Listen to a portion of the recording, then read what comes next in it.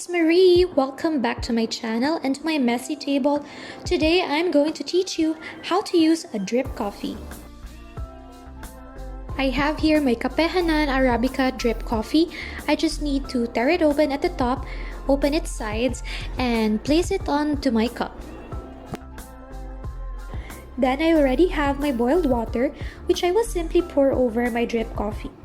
Do this slowly so that the ground coffee will not spill over. It will simply filter out of the bag.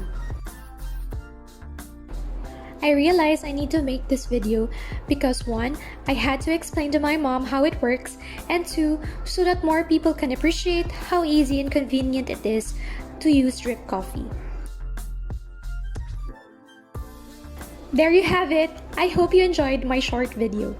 If you'd like to try our Kapehanan, I'll leave a link in the description below. Thank you so much and have a great day!